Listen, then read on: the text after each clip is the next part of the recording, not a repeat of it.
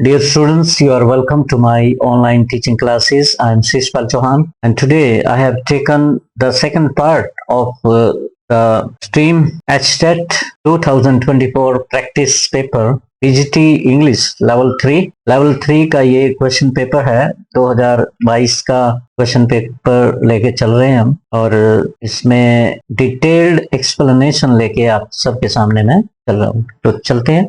100 question हम discuss कर चुके हैं इस पेपर के, और अप टू 100 क्वेश्चंस हम इसके कंप्लीट कर चुके हैं। 101 क्वेश्चन लेके चलते हैं।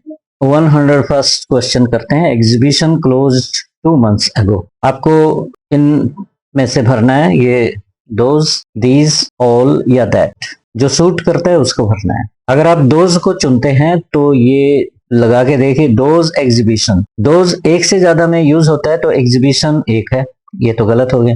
दीज भी गलत हो गया, एक से ज्यादा के लिए यूज होता है, यहाँ एग्जीबिशंस होता है तो चल जाता। ऑल भी गलत हो गया क्योंकि ये सिंगुलर है, तो बचा क्या? That exhibition close 2 months ago। Next question लेके चलते हैं। विच of the following is a simple sentence. Simple sentence की पहचान करनी है। 4 सेंटेंसेस आपको दिए हुए हैं।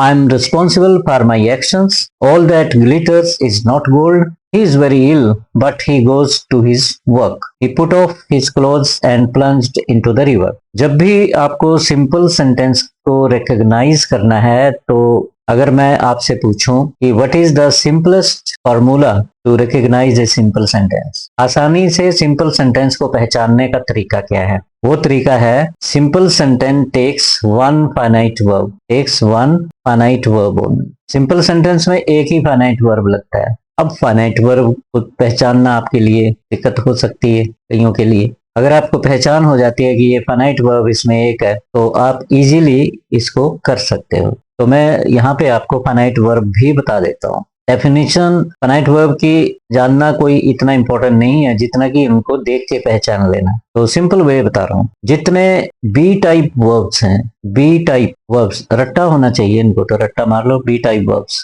कितने होते हैं? इज, एम, आर, वाज पर, ये बी टाइप वर्ब्स 5 हो गए। डू टाइप वर्ब्स में आते हैं डू, डज, डिड, ये सारे फाइनाइट वर्ब बनते हैं। जितने भी हेल्पिंग वर्ब्स होते हैं या प्राइमरी वर्ब्स होते हैं, अगर एक वर्ब है as a primary verb is है, तो वही फाइनाइट वर्ब। हैव टाइम में आते हैं has, have, had, has, have और हैड, ये फाइनाइट भी हैं, हेल्पिंग भी बन जाते हैं। और फिर इसके बाद आते हैं modal verbs, modal auxiliary verbs 13 हैं, ये कल भी मैंने बताए थे। Can, could, may, might, shall, will, should, would.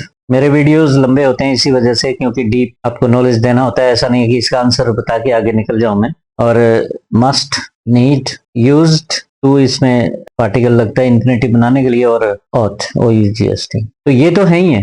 और V1 सिंपल प्रेजेंट टेंस में, V2 सिंपल पास्ट टेंस में फाइनाइट ही मानी जाती है। इंपेरेटिव में भी फर्स्ट फॉर्म शुरू में आती है, जैसे V1 शुरू में आ गई, गो फाइनाइट है। डू नॉट गो, तो डू इसका फाइनाइट हो गया। दो है वर्ब, तो पहले वाला जो हेल्पिंग वर्ब के रूप में आ रहा है उसको ही आप फाइनाइट वर्ब मानिए, जो शुरू में आ रहा है। डू नॉट गो देयर मना ही है, तो गो इसका नॉन फाइनाइट हो गया, डू इसका फाइनाइट वर्ब हो गया। तो लेट मी गो, तो लेट इसका फाइनाइट है, और लेट मी गो, गो जो आगे आएगा तो ये नॉन फाइनाइट वर्ब है। तो ये सारे फाइनाइट वर्ब हैं। अब पहचानते हैं कि सिंपल सेंटेंस कौन सा है जिसमें एक फाइनाइट वर्ब, वो सिंपल सेंटेंस। जिसमें एक से ज्यादा, 2 या 2 से ज्यादा, वो या तो कंपाउंड है या फिर कॉम्प्लेक्स है। अब चक्कर ये हो सकता है आपको कि कंपाउंड कैसे पहचाना जाए, कॉम्प्लेक्स कैसे पहचाना जाए। बस सिंपल वे ये है, ये सबऑर्डिनेट कंजंक्शन सारे रट लो। जिसमें सबऑर्डिनेटिंग कंजंक्शन आते हैं वो कॉम्प्लेक्स होते हैं, जिसमें कोऑर्डिनेटिंग कंजंक्शंस आते हैं उनकी लिस्ट रट लीजिए, तो वो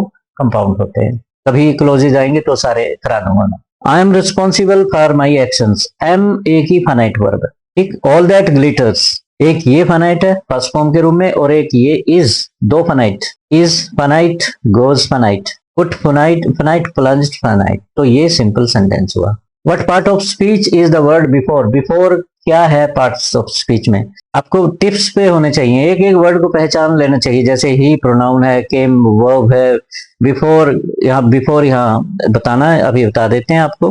तो एडवर्ब तो है नहीं है, नाउन भी नहीं है, एडजेक्टिव भी नहीं है, प्रपोजिशन है। अगर ये कंजंक्शन तब होता है जब इसका अपना सब्जेक्ट होता है अपना, यहाँ पे आगे जो क्लोज होती है उसका सब्जेक्ट प्लस प्रेडिकेट होता है, इधर भी सब्जेक्ट प्लस प्रेडिकेट होता है। कई बार सबॉर्डिनेट क्लोज को मिलाते हैं ये बिफोर वगैरह, तो ये आमतौर पे the patient had died before the doctor reached, the patient had died, काफी पुराना सेंटेंस है, before the doctor reached, doctor के पहुंचने से पहले पेशेंट मर चुका था, तो यहाँ बिफोर कंजंक्शन है, राइट, सबॉर्डिनेट कंजंक्शन है, टाइम वाली क्लोज है ये, adverb close of time, the doctor subject है, ये इसका वर्ब है।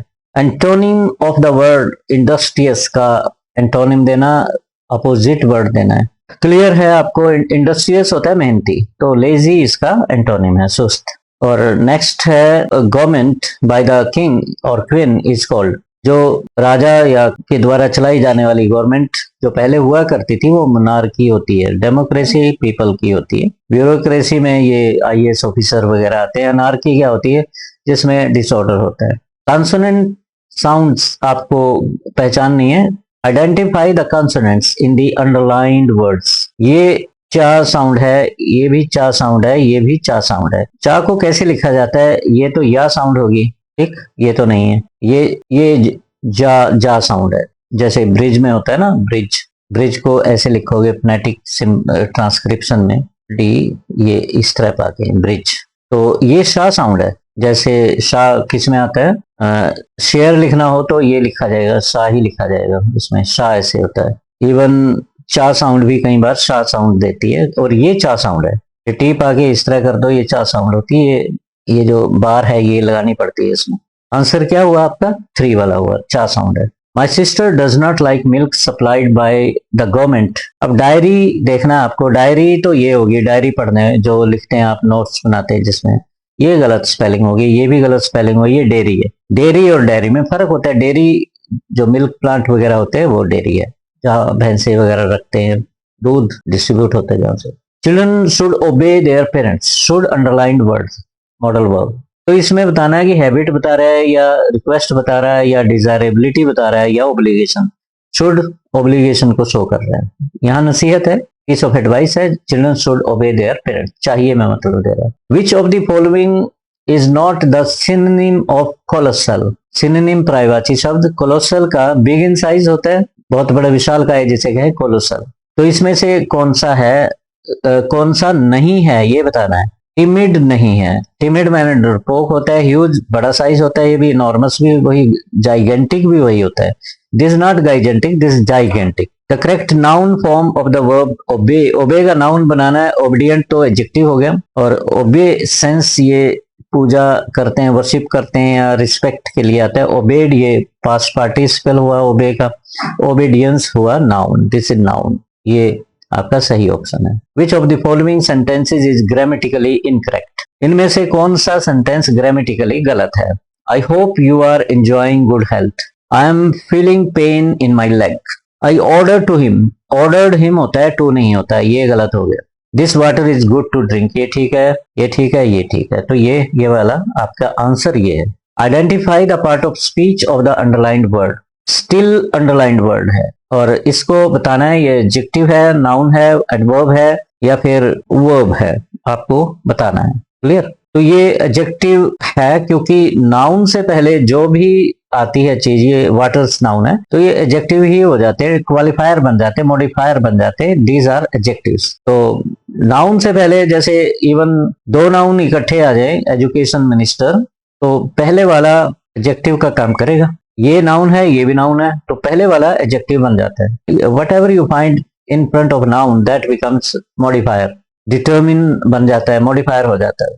द मोन of doves in immemorial elms and murmuring of innumerable bees identify the figure of speech in the above lines। Onomatopoeia है, assonance है, refrain है, simile है। अब इनकी मैं डिटेल भी आपको दिखा देता हूँ, फिर आंसर भी आपको मिल जाएगा। ओनोमेटोपिया क्या होता है, लिटरेरी डिवाइस होती है where a word imitates the natural sound of what it describe, जो वर्ड है उसी तरह की आवाज, जैसे सीजल हो गया, सीजलिंग खोलता हुआ पानी जैसे होता है, उसमें हिसिंग साउंड होती है जब पानी उबल रहा होता है, क्रैश कोई चीज क्रैश होती है, थर्ड म्यू या म्यू बिल्ली जैसे बोलती है उसी तरह का वर्ड है। तो ये जब ये दोनों एक दूसरे के वर्ड ऐसे मिल जाते हैं, बैंग, ठीक है ना, तो ये क्या होते हैं, ये सारे ओनोमेटोपोइया होते हैं। एक्चुअल में यहाँ पे वही चीज है, मोन, इमेमोरियल, मर्मरिंग, ये सारी वही चीज थी। एसोनेंस क्या होती है, is when the same vowel sound is repeated in different words with in a poem. Repeated words होते हैं इसमें आमतौर पे, जैसे कई बार साउंड्स रिपीट होती हैं। When the same vowel sound is repeated in different words with in a poem creating a type of rhyme. Poem में जो लाइन होती है उसके बीच में कुछ शब्दों में वाउल साउंड रिपीट हो रही होती है, ठीक है, जैसे हॉप स्कॉच, ओ साउंड रिपीट हो रही है। ग्रेट फ्लेक्स, रिदम भी बनती है इससे। और क्राइंग टाइम, आइस साउंड इसमें रिपीट हो रही। बिटवीन ट्रीज, बड़ी ई, trees. The kind night rides, night rides, तो ये रेपिटेशन होता है वाउल साउंड का। कंसोनेंस अलग होता है। रिफ्रेन क्या होता है, इज ए रिपीटेड लाइन और group of lines in a poem और song, usually appearing at regular intervals like at the end of stanzas. It emphasizes key themes और ideas and creates rhythm. Example, refrain के chorus in a song, recurring line in poetry. Okay, an example of refrain from the poem, Edgar Allan Poe की poem है Annabel Lee. In a kingdom by the सी, ये title है, ये line repeat होती है इसमें poem में। It was many a year ago in a kingdom of the sea that a maiden there lived whom you may know by the name of Annabel Lee, and this maiden she lived with no other thought than to love and be loved by me in a kingdom by the sea। तो ये line repeat हुई है इसमें, तो इसे क्या कहेंगे, refrain कहेंगे। Identify the underlined word, the old man was tired of walking. आपको बतानी है कि क्या है, नाउन है, पार्टिसिपल है, जेरंड है या एडजेक्टिव है। तो इसमें tired third form, was tired, यहाँ पे वॉज प्लस थर्ड फॉर्म नहीं है, ये एक्चुअल में ये past participle functioning as an adjective, adjective का काम कर रहा है। थका हुआ कौन है, ओल्ड मैन, चल के थका हुआ, चलने की वजह से। जैसे शी इज मैरिड, मैरिड वहां पे पास्ट पार्टिसिपल है doing the function of adjective. Fill in the blank with the correct option. All the passengers with the driver, along with हो या कुछ भी हो तो पहले वाले सब्जेक्ट से ही एग्री करता है वर्ब। पैसेंजर है, पैसेंजर्स हैं एक से ज्यादा तो plural verb. Singular subject takes singular verb and plural subject takes plural verbs. तो पैसेंजर्स है, वाज तो वैसे ही कट गया, इज वैसे गया, ठीक है, दो तो ऐसे गए, क्योंकि ये प्लूरल है तो प्लूरल वर्ब बचा हमारे पास, वर्ब वर और हैड दोनों में आ जाता है। तो हैड किल्ड तो बात नहीं बनेगी। All the passenger with the driver passive construction है, वर किल्ड आएगा इसमें, यहाँ पे वर आएगा, तो फर्स्ट ऑप्शन ही सही। Pick out the correct phonetic transcription of the word examine. Examine का सही उच्चारण आपको देना, जो इसमें ट्रांसक्रिप्शन आपको दी गई है। ये बना एग्जामिन, अग्जमिन बना, और ये बना एग्जामिन, ये बना एग्जामिन, ये क्या बना, एग्जामिन, ये बना, ये आ साउंड है, एग्जामिन, और ये है एग्जामिन, सही है। एग्जैक्ट जैसे होता है एग्जामिन, एग्जामिनेशन, एग्जामिन होता है, ये वाला सही है। The past participle of the verb forgive का पास्ट थर्ड फॉर्म देनी है, फॉरगिव, फॉरगिवन, फॉरगॉट तो फॉरगिव सेकंड फॉर्म होगी, और फॉरगिविंग ये पार्टिसिपल फॉर्म है, forgiven is the right answer. Match and complete the proverbs. तो प्रोवर्ब देखो, to beat about the bush होता है, पहली एक ये बनी, ए में to beat about the bush number 2 आ गया, और फिर बी में क्या आएगा वो देख लेते हैं। To cut one's coat according to, फिर 4 आएगा, बी में 4 आएगा, cut one's coat according to cloth, your cloth. फिर सी में टू किल 2 बर्ड्स, ये सी में 3 आएगा, to kill 2 birds with 1 stone. D में to make a mountain of a molehill, D में 1, ये बनेगा इसका कॉम्बिनेशन। तो देख लो इसमें कौन सा है, ये 2 होना चाहिए, ठीक है, 4th होना चाहिए, फिर सी में 3rd होना चाहिए फर्स्ट, तो फर्स्ट ही ऑप्शन सही है आपका। फोनेटिक ट्रांसक्रिप्शन आपको देखने, फोटोग्राफ, ग्राफ या ग्राफ दोनों सही है। ग्राफ आपको ब्रिटिश वाली लेनी है, ये अमेरिकन है, तो फोटोग्राफ, इसमें देखिए ये सारे सिंबल सेम है, तो फर्स्ट वाला सही है, photograph. His friend over a trifle, quarrelled of his friend गलत हो गया, क्वर्ल्ड विद हिज फ्रेंड ठीक है, क्वर्ल्ड इन नहीं होगा, क्वर्ल्ड ओवर भी नहीं होगा। डिस्ट्रीब्यूट दीज स्वीट्स, अमंग होता है, ज्यादा बच्चे हैं तो अमंग आएगा। These text books I need a few reference books also. Beside मैंने नियर होता है, पास बिफोर मैंने पहले, बिफोर दीज ये तो गलत हो गया, बिसाइड्स सही है, एस लगा दो तो इन एडिशन टू बन जाता है इसका मतलब, इन एडिशन टू, इनके अलावा, इन टेक्स्ट बुक्स के अलावा, I need a few reference books also. 123 is another name for affluence, affluence मैंने रिचनेस होती है, अमीरी। यहाँ पे पेन्यूरी पॉवर्टी होती है, इंडिजेंस भी पॉवर्टी होती है, इनएडिक्वेट जो पर्याप्त ना हो ये भी लगभग कमी से मीनिंग रखता है, तो बचा क्या, रिचडम, ये अमीरी होगी। नेक्स्ट है she dash all her money on clothes, अब फिट करके देखिए एक एक को, शी स्पेंड तो गलत हो गया, सी अगर आप सिंपल प्रेजेंट टेंस में लेते हो उसे, सी के साथ तो एस आना चाहिए, तो ये आना चाहिए इस हिसाब से। सी वाज स्पेंट गलत हो गया, या वाज वर या तो अकेले आते हैं या फिर आईएनजी फॉर्म लेते हैं या थर्ड फॉर्म लेते हैं, फर्स्ट फॉर्म तो वाज वर के साथ इस तरह से कभी भी नहीं आती। विल स्पेंडिंग या तो बी लगा हो, विल बी स्पेंडिंग हो सकता है, परंतु विल स्पेंडिंग तो वैसे ही गलत हो गया, तो क्या बचा, spends. What was the pen name of Kamala Das, Kamala Das का नाम, पेन नेम क्या था, ये था माधवी कुटी, ये उसका कमला दास का माधवी कुटी पेन नेम था। She was an Indian poet and author who wrote in both English and Malayalam.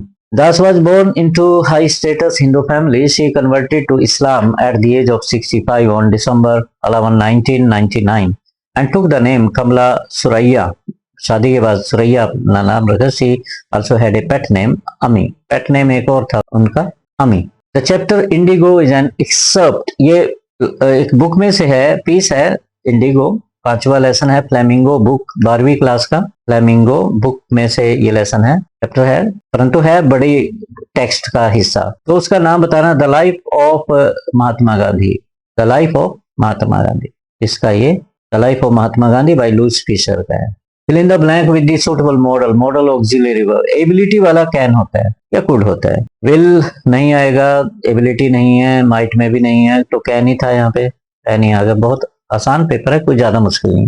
Hold the horse by the rain, rain बारिश होगी, रेनिंग आईएनजी लग गया इसमें बारिश में, और ये रूल हो गया शासन जैसे होता है रेन, ये रेंज है लगाम जिसे कहते हैं, घोड़े के लगाम होते हैं ना, तो घोड़े को लगाम से पकड़िए। June is the hottest month, article लगेगा, जून क्या प्रोपर नाउन है, नेम ऑफ कलर्स भी प्रोपर नाउन होते हैं, तो नो आर्टिकल आएगा इसमें, ये वाला सही है, fourth one. The expression the seat of white supremacy, ये नेल्सन मंडेला वाला आपने लेसन पढ़ा होगा 10th क्लास में, तो उसमें जिक्र आता है व्हाइट सुप्रीमेसी का, तो ये आता है the centre of racial superiority, तो उसमें अंग्रेजों का राज था वहां पे साउथ अफ्रीका में, तो नेल्सन मंडेला वहां के पहले अश्वेत प्रेसिडेंट बने थे।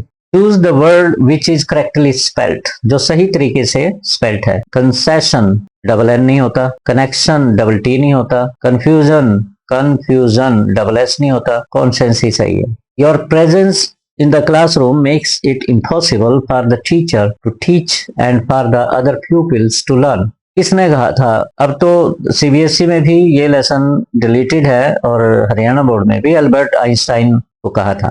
हिस्ट्री वाले टीचर से बहस हो गई थी अल्बर्ट आइंस्टाइन की, तो टीचर ने इन्हें कहा था कि आपकी क्लास में प्रेजेंस ही हमारे लिए, प्रिंसिपल ने कहा था ये, यस, टीचर के लिए और प्यूपिल के लिए, दूसरे शिष्यों के लिए, स्टूडेंट्स के लिए मुश्किल हो जाता है पढ़ना, आपका होना क्लासरूम में टीचर के लिए इरिटेशन पैदा करता है, क्योंकि आप कोई ना कोई पंगा लेते रहते हो। A short account of a real incident or person, often humorous or interesting, is called. कोई किसी व्यक्ति के बारे में या घटना के बारे में कोई कहानी टाइप जो होती है, उसमें ह्यूमर भी होता है थोड़ा और दिलचस्पी काफी होती है इसमें। फन क्या होता है, ये प्ले ऑन वर्ड होता है, जैसे वर्ड को a deer is dear but dear, जैसे a deer is dear but dear, meaning क्या हुआ, हिरन प्यारा है परंतु महंगा है, इस डियर का मतलब महंगा है, एक्सपेंसिव है, और ये लवली, तो ये पन ऑन वर्ड हो गया। एनेक्डोट कहानी होती है इस तरह की, ये असली आंसर सेकंड वाला है। सटायर व्यंग होता है। लिरिक गीत होता है जिसे गाया जा सकता है, लायर इंस्ट्रूमेंट पे बेसिकली गाया जाता था पहले। N anecdote is a brief personal story about a real life event that is usually told to illustrate a point or add interest to a conversation. What does the phrase to stand on one's feet का मतलब बताना है? To stand erect, सीधा खड़ा होना, no, successful होना ही, to ये भी नहीं, to be independent, अपने पाँव पे खड़ा होना मतलब क्या होता है, एक किस्म से सेल्फ रिलायंट बनना, आत्मनिर्भर बनना। विच of the following is not the meaning of the word incessant? Incessant unstoppable जैसे होता है, अनसीजिंग जिसे बंद नहीं किया जा सकता। तो ये है एंडिंग। एंडिंग तो नॉट वाला ही देना जो जिसका मतलब ये नहीं है। यस, तो कंटिन्यूअस भी लगातार ही हो गया, अनसीजिंग भी वही हो गया, अनरिमिटिंग भी वही हो गया। तो यहाँ पे जो इनमें नहीं है अलग देना, जो इसका मतलब नहीं दे रहे, जरा सा भी हो, नेवर रिलैक्सिंग, तो एंडिंग वाला ही इसमें आंसर है।